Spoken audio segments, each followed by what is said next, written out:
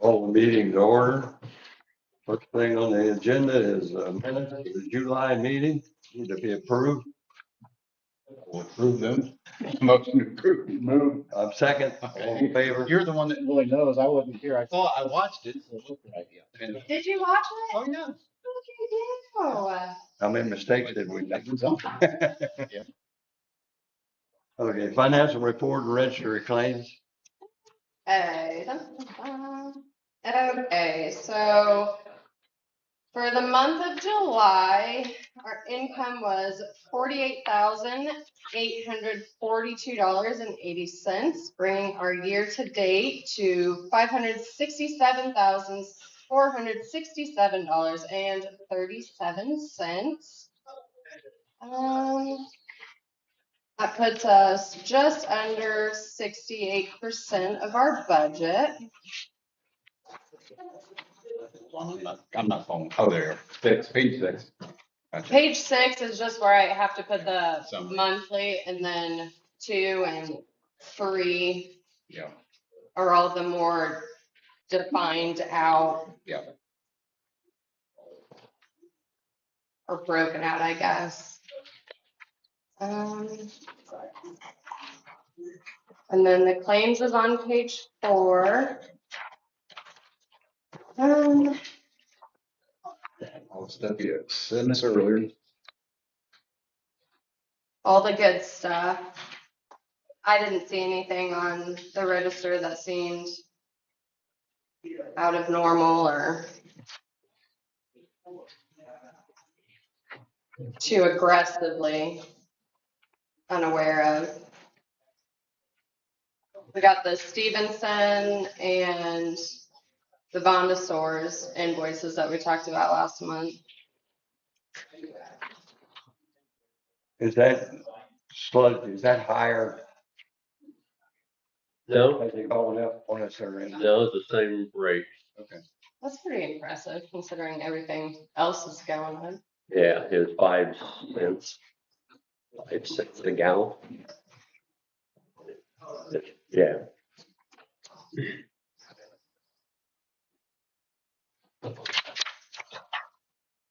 They were great last time because we just dragged lines straight over the hill on our 8 acres. Yeah. So you save $5,000 in trucking bill, trucking it out to the other field that we didn't have to pay, you know.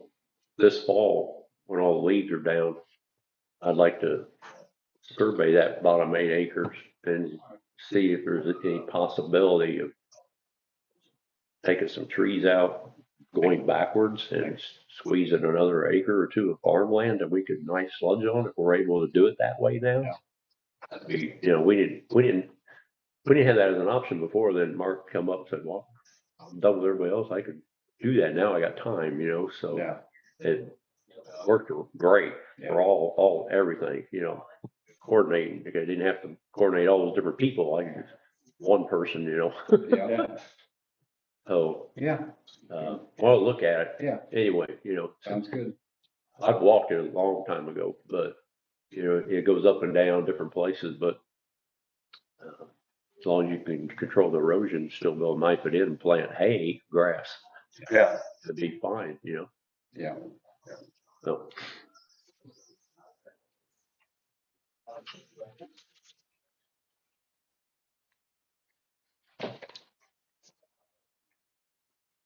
Questions on the Nope. register of claims? Motion, Motion to approve. Motion to approve. second. All in favor, say aye. Motion carried. Okay. And then page 5 is the proposed 2027 budget. We discussed it last month and said that anybody would reach out if they saw anything they wanted adjusted or changed. I never heard anything. I don't think Tiffany did either. So we just, she mentioned we need a motion and approval, either as it's presented or with whatever changes or suggestions you guys would like to see. I did have a question on the valuation, right? That's coming from the county, like that's the assessed value of all the homes out here. Yes, sir, I do believe so. Yeah. kind of wild. It's quite a drop, I think. You said the assessments. Yeah, they're on the bottom. Then it says valuation. I assume that's what it is, but I will ask. I looked at my notes last year. I'm pretty sure that's what it was. I was just kind of, because 25 went up so much, that I guess it kind of corrected back to what it probably should have been. So, Overcorrection and then dropped Yeah. a little probably. But it was like 140 million. Yeah, 140 million increase 25, 26, and we're back down a little bit, almost half that, 70 million. Wow. Anyway. That makes sense though, when they're building new houses, Yeah, it just, that's property value went down, yeah. instead of up. I wonder if the interest rates and stuff had anything to do with that when they spiked real high. Anyway, I just thought it was curious. Because I was looking at a rate, why did our rate have to go back up again? So, and that's the only thing I had.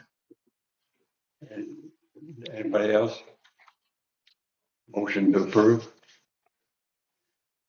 Motion approved. Second, all in favor? Aye. Motion carried. Sorry about the rate going up, but it is what it is. Administrative and financial. Okay, I don't really have too much. I actually got Michael all the paperwork for the website on time last night, and then he ruined it by sending me another sewer connection, and I forgot to get the updated paperwork printed, so I wrote it on mine. We actually had 2 new connections since the last month, bringing the total accounts connected to 1,776. Very patriotic. Yeah. Sir, yes, sir. So it was Victory Hill 264, and it was connected on the 18th. So making Victory Hill 264. I guess there was quite a few issues with that one, right? Yeah. Michael explained it, but I was like, What should they be. just did, they added dirt to the lot to fill it up higher before they hooked up to the sewer. So all that fresh dirt So, under all this rain, just mud. So they're digging down and sloughing off like a mudslide. It gave them a lot of problems hooking it up. So that was the builder's, choice of where they should have hooked up first. Yeah. but you can't guess who the builder was. I was gonna say. Yeah. And at the last POA meeting, the A&E committee only had approved one house, so it'd been 4 and 5 most of the meetings. Wow. Well, there's two more that I know of that they're being Yeah. built that need hooked up. Maybe Yeah. probably more, but We've got quite a few that have been paid for but not connected yet. I want to say there's between 10 to 15 maybe. okay. There's quite a few. Okay. The late fees were added on the 18th. There was a total of 272 late fees for a total of $2,008.33. August and September bills will go out the first week of September. And that's all that I have. Pretty laid back month.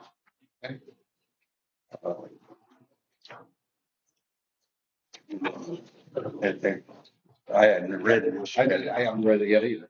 So page 7 is something that Peter King sent us regarding the data centers and stuff, I believe. I think it's just more of informative. Okay. I really don't know if the data centers really affect It us. Probably not us. looks like the article is what you're seeing on television and everything else is that it pertains to data centers paying their own Electric and everything. electricity and water and figuring some way to do it without, affecting the community. Yeah. And I know there's some of them, some of the proposals that I've seen and read is that they, especially with the power, that they're wanting these companies to put in their own generators and create their own power, Yeah.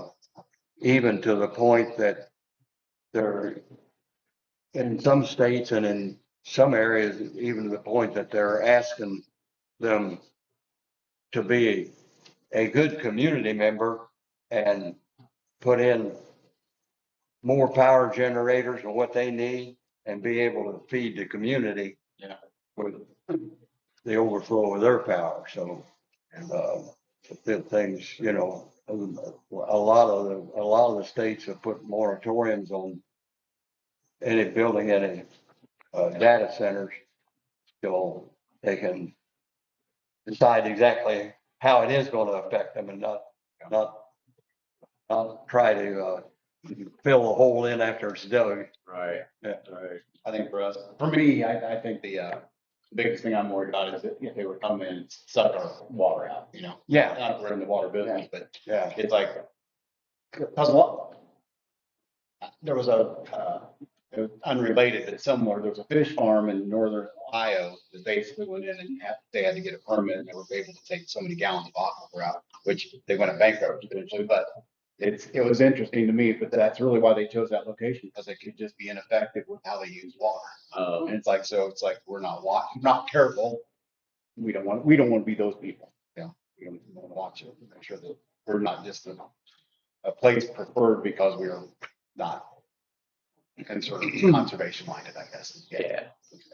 well, you know, I don't know how it's all possible because it's way above my head on that. But, you know, the ideal situation would be if these data centers would learn how to reuse their water. Yeah. Recycle their own water and not just pump it out and dump it, Yeah. you know, Yeah. so. And some of them do, some of them are good citizens. Yeah. And I guess going back to my fish story, there's a private farmer up in, I think it's Wisconsin, does the same thing. They they recycle, they are on their own land. They're very efficient and they are successful. They're still in business. Yeah. So it's like, but they're privately owned, but it's like, it was just interesting to watch those two companies. Like, well, the one thought they were going to have a thing in the market because it could do it cheaply. So, well, didn't work out. And then, of course, when in those situations, the guy that's very concerned about a community and doing what he wants to do, he's not making as much money as the guy that's coming in and. Yeah, which is probably why they're still And private that's- too. yeah. Because they can take a long-term view. Yeah. Yeah. Yep. Okay, operations manager. Okay. On July 16th, at M7 lift station, Scott and I replaced the impeller on pump 2. While we were there, we also pulled pump 1 to check for rags or a worn impeller because it always pumps slower than 2. We discovered it was a 10 horse pump instead of 15. After going back through the log reports, we decided that Michael and I had changed that pump a couple of years ago. It was a spare for L2. We didn't, but it would work in M7. So we put it in there while we ordered a new pump. And then when the new pump came in, we just left it as a spare and didn't change it. And we'd forgotten that they were different sizes. So we want to take the new 15 horsepower pump that we already have on hand and put it in there in M7 so they both match with the same 15 horsepower. And then the one that come out of there will be the spare for L2 once again. So we'll have to order a new pump to do that. But Scott just brought me the quote this morning. How do I do it? There it is. $19,092 for that pump. The 15 horse was one of our big pumps. On the 24th, a compression coupler cracked on lift station Victory Hill 3. A little 2-inch force main. It's pretty small. cracking came to the surface. That's how he noticed it. It was relatively small job. So it was on the side of a hill, but so we rented Scott Peters' backhoe. He brought it in, and then Michael and Scott did most of the work, cutting some trees out of the way and digging it up and making the repairs. Did some more work in that area at the same time, but took care of that. Banning Engineering is planning on inspecting the dam and spillway starting September 10th. They always comment on tree limbs encroaching on the concrete spillway. And Don's been complaining about them sticking out, hitting him in the head as he's mowing and stuff. So Bowman Excavating have this tree trimmer that goes on their excavator. It's about 4 or 5 feet wide, and it just grinds it, and they can put it up in the air and go along and cut it. So he's already worked one or 2 days down there. He just works on the weekend when he can work it out. So I hired them to go down there and do that along the roadways where they're growing into the roadways where we'll hit your trucks going up and down. And some of the mowing areas down there, and then both sides of that concrete spillway, because it hasn't grown in a lot Yeah. since I walked up and down that hill a few years ago. Yeah. Don actually cut some of them limbs back several years ago, but now they're probably 20 feet out there, you know. So, and we don't have to keep the woods back from encroaching, you know, but in open areas, but you know, where it's Yeah. just Yeah. Little tight. along that, you know, fence area and stuff, and they want everything off. So when they're here, the dam inspect Banning, I want their comments on what they want us to do with the concrete on this side.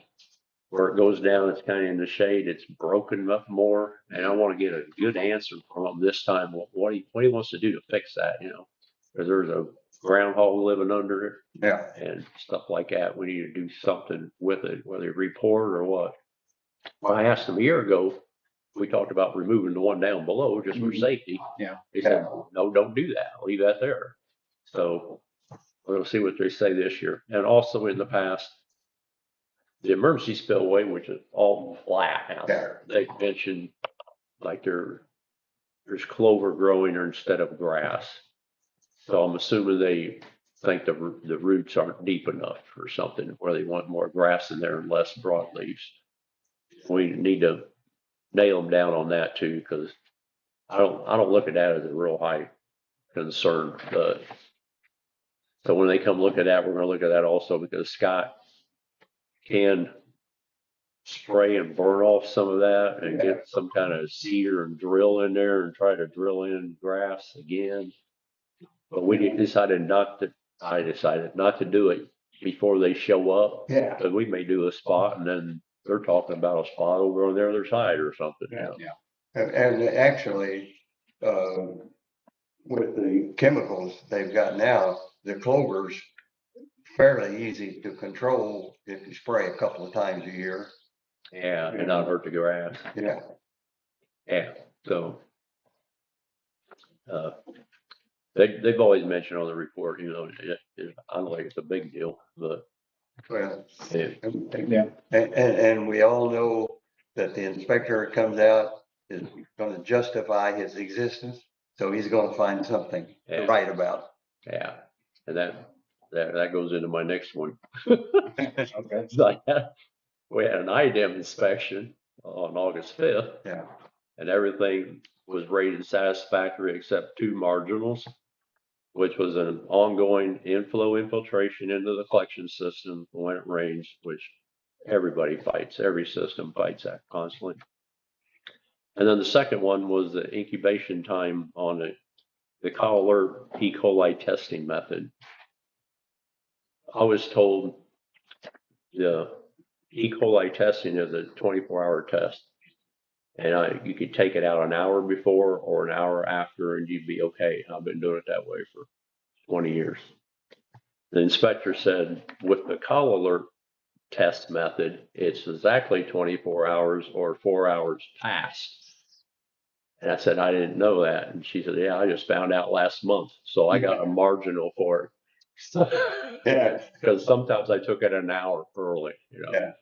So it's just a minor thing, and it doesn't make it hardly any difference at all in the reading. The little trays come up blue, and you count the blue trays. They don't change. You could leave them in there till the next day, and you might get one more tray. It doesn't make enough difference to do anything, but that's just an example of what they do. Okay. He also made a side comment to me though, that she probably covers 3 counties. That Heritage Lake and Greencastle are her favorite plants to inspect because we're so well organized and keep it looking nice and everything. Awesome. Yeah, well, and of course, you sent us copies of the report and I read the whole thing and it was a glowing report, actually, Yeah. and I guess it's a little bit different, but on that same line at the POA meeting this last month, they gave the water quality report and they said that I forget what the figures were, but 0 was perfect and we were 0. Oh, And good. it said that, and the comment was made that this is probably the cleanest lake in Indiana, Wow. with That's great. the water quality report that they do. So, Oh, that's great. Yeah, it makes you feel good when they go out the other way and tell you that, just. yeah. Yeah. Do you have anything else? Chris? I don't have anything else. No, I saw that time and I was like, does that mean we have to modify the equipment for the sampling? But no, we don't. So Oh, the right thing that collects it, right? That pulls it. yeah. So we don't need any changes there. It's just in the lab work change, right? No, yeah, it was a lab test inside. Yeah. No, it was setting it up. When you set it up, it has to stay there 24 hours. Yeah. Instead of, Got it. Okay. Public forum.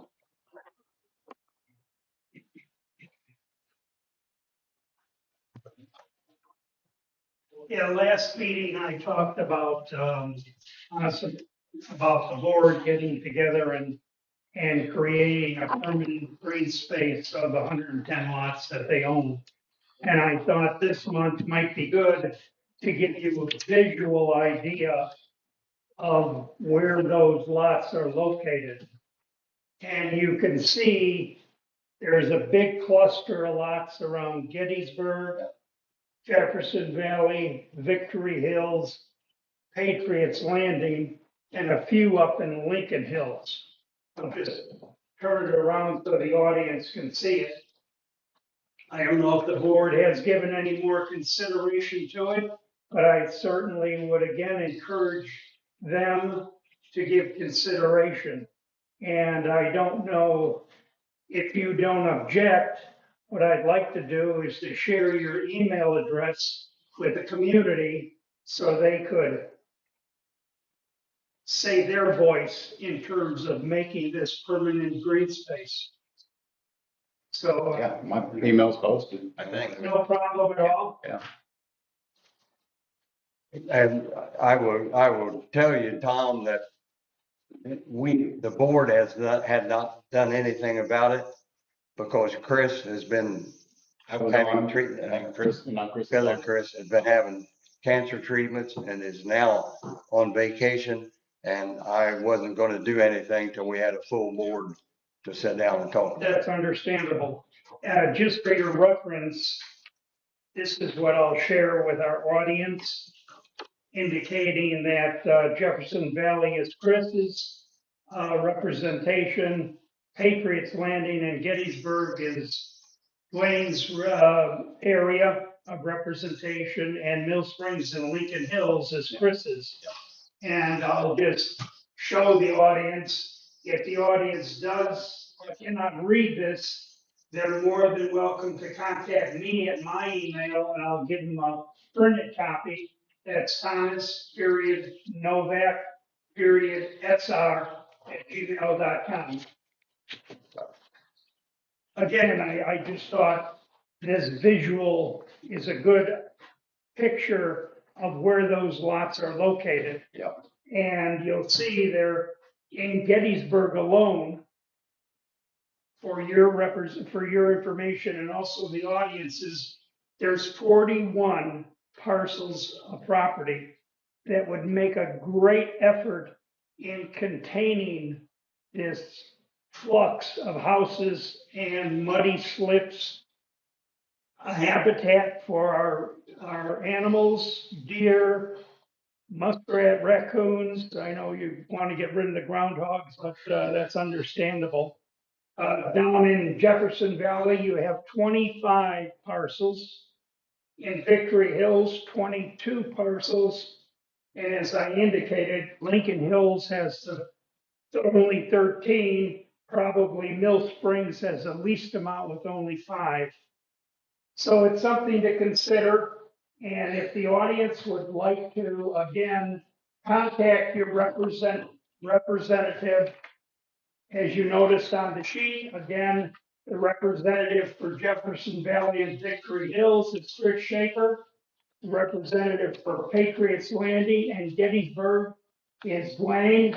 And the representative for Mill Springs and Lincoln Hills is Chris Schaefer. Excuse me, Chris Schubert. Thank you, Tom. Thank you. As a side note to that, a little bit, but one of the things long-term planning committee is doing is trying to put together information regarding walkability, walking trails and things like that. And I took the list that you gave me, and I started putting things on a map. I'm not as good as Tom, but you know, in the back of my mind, I always thought it's possible that some of those lots could be used for a trailhead or, you know, something to enhance the walkability. And the other thing, or in addition to publicizing it, because I think some of it's a big secret, You're on camera. that's fine, is not a secret, but you know what I mean, it's, People just don't think about it. Yeah. people don't know where these opportunities to walk are. And so we're looking at potentially publicizing that and also possibly create more opportunities for one. So, and I think the community would be behind that. So, so that's another reason that I see an opportunity to maybe use some of these lots for, not physically. Yeah. It's all in the, you know, back of the head right now, nothing set in stone, but that's one of our. Just a follow-up to that, unfortunately, the idea of walkability isn't what I'm thinking about, basically, because there are several lots. There's just a couple that are connected. Most of them are. Yeah. There are several lots in Jefferson Valley, and there's several lots in Lincoln Hills, Patriots Landing, that are adjacent. Yeah. Either side by side or front to rear. But again, my emphasis is to make all 110 lots permanent green space. That basically leaving it undeveloped, not walking paths, because they're not suited for walking paths. They're only a single lot. But permanent green space, something that the nature, the animals, the deer could rely on and take up residence there.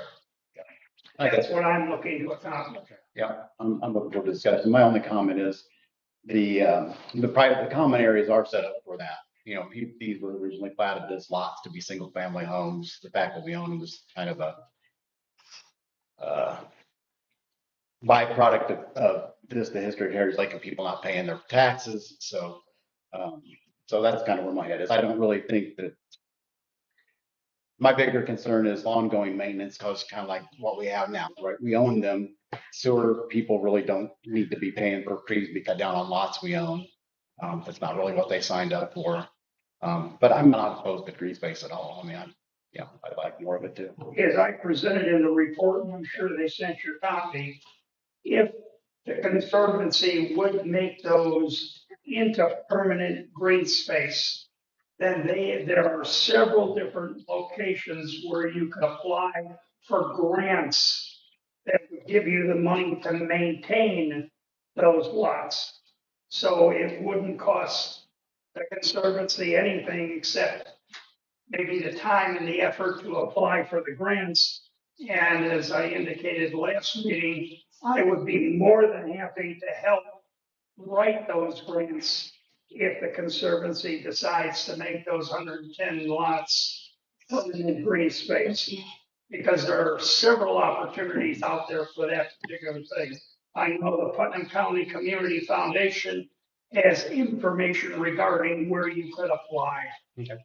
Sounds good. Thanks, Tom. And of course, in that same thing, in the green space,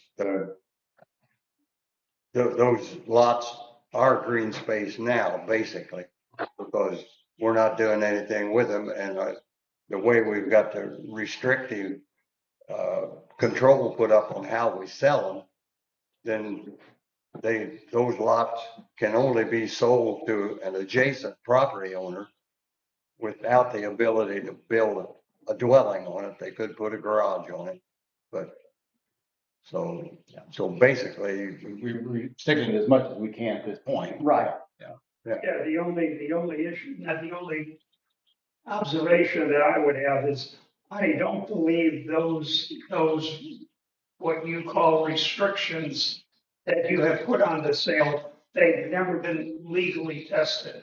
Correct. So therefore, one would have a little bit concerned that a current property owner who buys that land or buys that property and agrees, if he sells it or she sells it, and the next person buys it, their ability to sell just that additional lot. The lots are deeded together. So if they get, you can't split them once they've been deeded. Oh, yes, you can.